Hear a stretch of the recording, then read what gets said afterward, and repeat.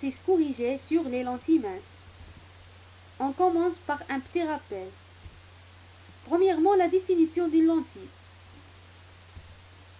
Une lentille est un milieu transparent, homogène, fabriqué en verre ou en plastique, délimité par deux surfaces sphériques ou une sphérique et l'autre plan. Voilà une lentille qui contient deux faces sphériques.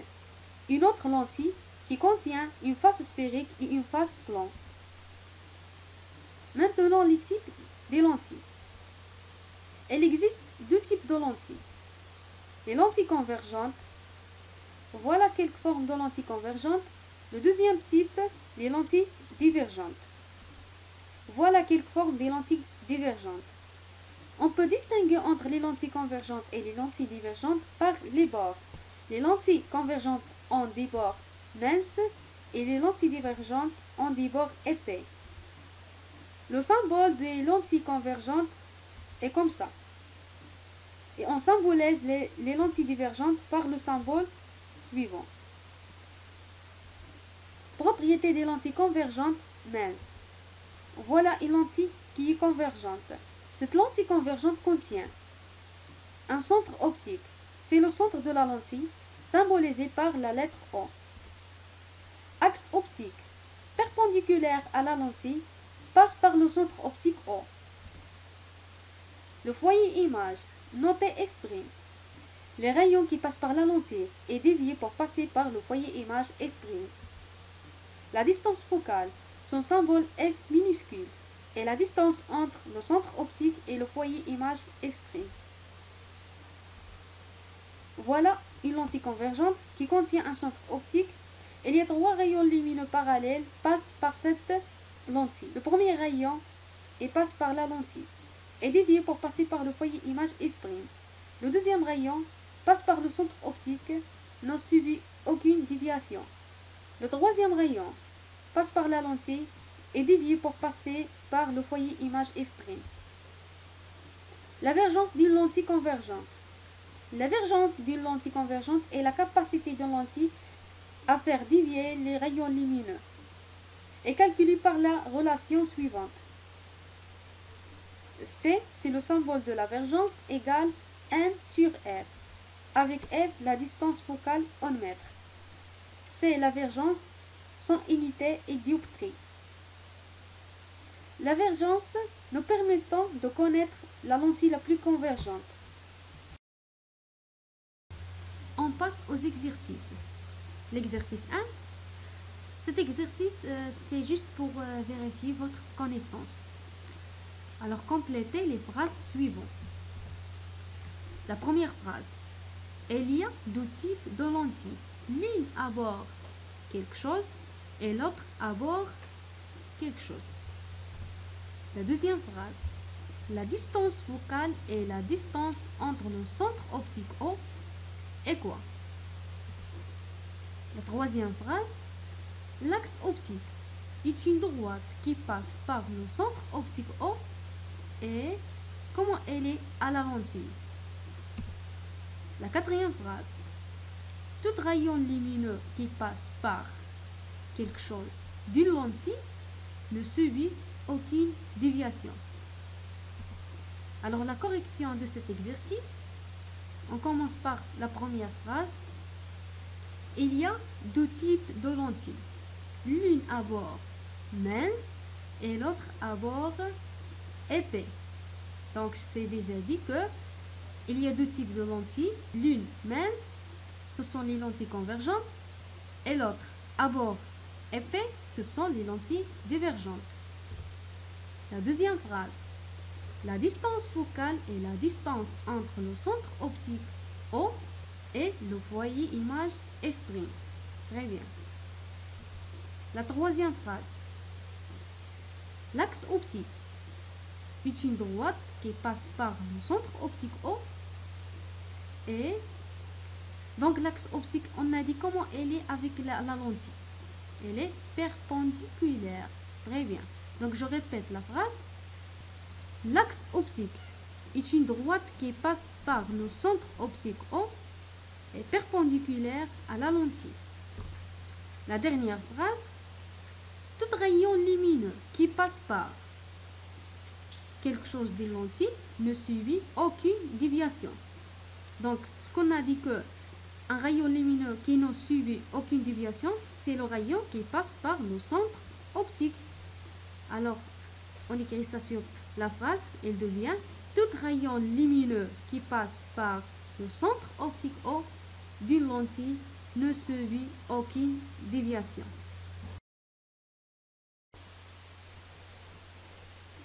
Maintenant, l'exercice 2. Réponds par vrai ou faux. C'est un exercice simple. La première phrase. Le symbole de la distance focale est C. Est-ce que c'est vrai ou faux? La deuxième phrase. Les rayons qui arrivent parallèlement à l'axe optique d'une lentille convergente se concentrent sur le foyer image F'. La troisième phrase. L'unité de la divergence dans le système international est dioptrie. La quatrième phrase. Une lentille est plus convergente si la distance focale est courte et la divergence élevée. Alors la correction de cet exercice. On commence avec la première phrase. Le symbole de la distance focale est C. Dans le cours, on a le symbole de la distance focale est F minuscule. C'est pas C. Donc cette phrase est faux. La deuxième phrase. Les rayons qui arrivent parallèlement à l'axe optique d'une lentille convergente se concentrent sur le foyer image F'. Cette phrase est vraie. La troisième phrase. L'unité de la divergence dans le système international est dioptrie. Cette phrase est aussi vraie. L'unité de la divergence, c'est dioptrie. La quatrième phrase. Une lentille est plus convergente si la distance focale est courte et la divergence élevée. Cette phrase est aussi vraie. Si la distance focale est courte, alors la convergence d'une lentille est grande. Donc la divergence est élevée dans ce cas. On passe maintenant à l'exercice 3. Classer les lentilles en convergentes ou divergentes. Ici, il y a plusieurs lentilles mélangées entre les lentilles convergentes et les lentilles divergentes. Et il faut indiquer quelles sont les lentilles convergentes et quelles sont les lentilles divergentes. Ici, on va travailler avec le principe qu'on a déjà dit tout à l'heure, que les lentilles convergentes ont des bords minces par rapport au milieu. Le milieu grand et les bords sont minces. Et les lentilles divergentes ont des bords épais, c'est-à-dire plus grandes que le milieu de la lentille. Donc on commence avec la lentille A. Voilà la lentille A. Alors on voit que les bords de la lentille A, voilà les bords de la lentille A sont minces par rapport au milieu. Le milieu est grand, donc c'est une lentille convergente. La lentille B. Voilà les bords de la lentille B. Les bords de la lentille B sont épais par rapport au milieu qui est mince. Donc c'est une lentille divergente. La lentille C. Voilà. Les bords de la lentille C sont minces. Donc c'est une lentille convergente. La lentille D. D'après les bords de la lentille D sont minces. Voilà. Donc c'est une lentille aussi convergente. La lentille E. Les bords de la lentille E sont épais, donc c'est une lentille divergente. La lentille F, voilà les bords de la lentille F sont épais, c'est-à-dire plus grands par rapport au milieu, donc c'est une lentille aussi divergente. La lentille G, donc la lentille G représente le symbole d'une lentille convergente, donc c'est une lentille convergente. Et la lentille H représente le symbole d'une lentille divergente, alors c'est une lentille divergente. Alors voilà, les lentilles convergentes sont A, C, D et G. Et les lentilles divergentes sont B, E, F et H. l'exercice 4. Complétez la figure suivante. Alors voilà un schéma qui représente les propriétés de la lentille convergente mince. Donc, la correction d'exercice 4, on commence par le point A. A représente le centre optique O. C'est le centre de la lentille. Voilà. Le point B. Le point B, c'est l'axe optique principal. Très bien. On passe au point C. Qu'est-ce que représente le point C? C'est le point foyer image. Donc F' représente le point foyer image. Très bien. Et finalement, le point D représente le foyer objet. L'exercice 5. Complétez les figures suivantes. La figure 1 contient deux rayons lumineux qui passent par le centre optique. La figure 2 représente des rayons lumineux qui sont parallèles à l'axe optique.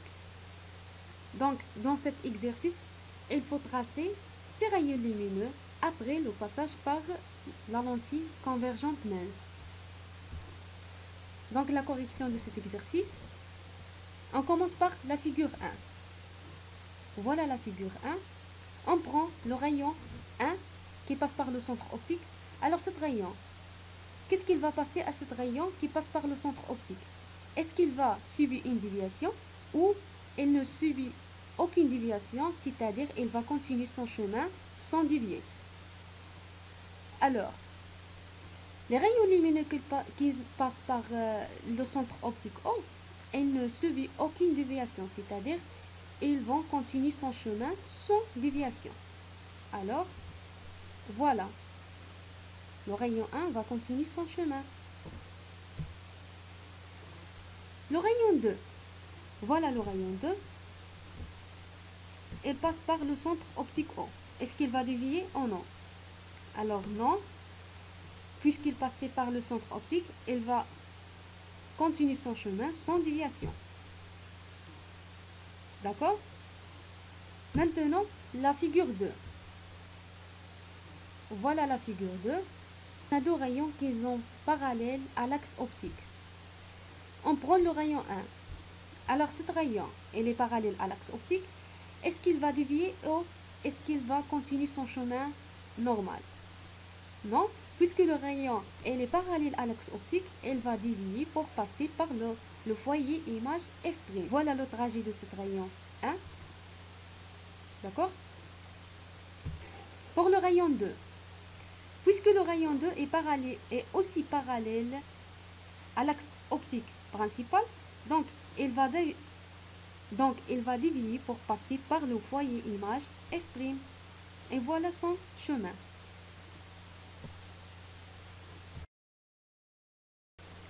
Maintenant, l'exercice 6.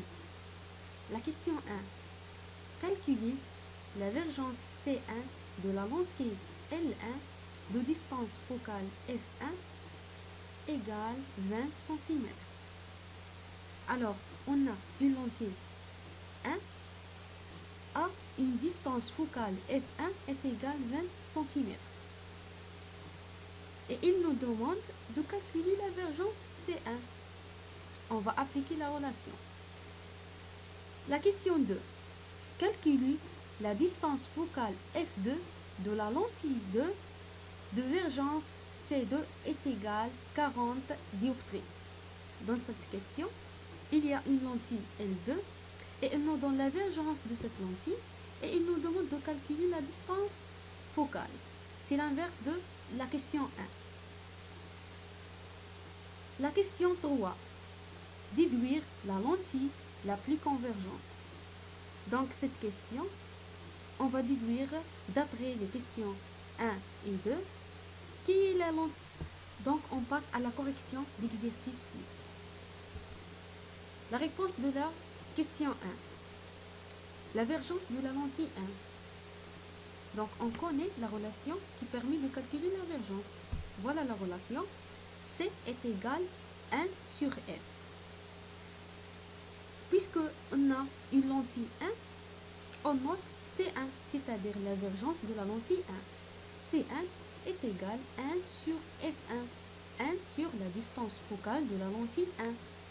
Donc, pour calculer l'avergence, il faut connaître la distance focale de cette lentille. Il nous donne la distance focale de cette lentille dans l'énoncé qui est F1 est égal à 20 cm. Comme remarque, il est nécessaire de convertir le centimètre en mètre pour que le calcul sera juste. D'accord? Donc, F1 est égal à 20 cm. On le convertir en mètres, c'est 0,2 mètres. Donc, application numérique. C1 est égal à 1 sur 0,2 mètres qui est égal à 5 dioptres. Donc voilà, on passe à la réponse de la question 2. La distance focale de la lentille 2. Donc, on va appliquer la même relation pour calculer la distance focale. Donc cette question, c'est l'inverse de la question 1. Alors on va appliquer la même relation qui est la divergence est égale à 1 sur F. On déduit d'après cette relation, la distance focale est égale à 1 sur la divergence. Donc F2 est égal à 1 sur C2. D'accord? Donc, d'après cette relation, on déduit la relation suivante. C2 est égal à 1 sur F2, alors la distance focale F2 est égale à 1 sur C2. Donc, pour calculer la distance focale, il faut connaître la divergence de la lentille 2. Et donc, l'énoncé nous donne la valeur de la divergence de la lentille 2 qui est égale à 40 dioptries. Donc maintenant, il ne reste que du calcul. La distance focale F2 est égale à 1 sur 40 est égal à 0,025 mètres qui est égal à 2,5 cm. Maintenant, la réponse de la question 3. Il nous demande de déterminer la lentille la plus convergente. Donc, pour déterminer la lentille la plus convergente, il y a deux méthodes. Soit de comparer les distances focales des deux lentilles, qui a la distance focale la plus petite, c'est la lentille la plus convergente. Ou la deuxième méthode, c'est de comparer la divergence des deux lentilles. La lentille qui a la divergence la plus grande, c'est la lentille la plus convergente. Donc, on applique la première méthode. On compare les deux distances focales de la lentille 1 et la lentille 2. La distance focale de la lentille 1, c'est 20 cm. Et la distance focale de la lentille 2 est égale à 2,5 cm.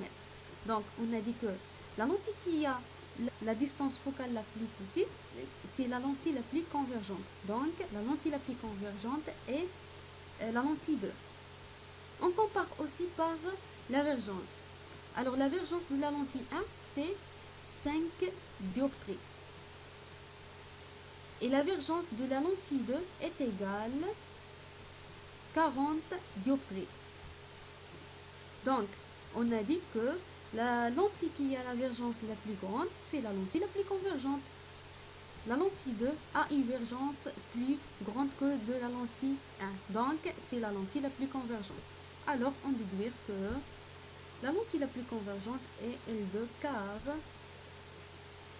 la divergence de la lentille 2 est plus grande que la divergence de la lentille 1. Et donc, la distance focale de la lentille 2 est inférieure à la distance focale de la lentille 1. Et finalement, merci pour votre suivi.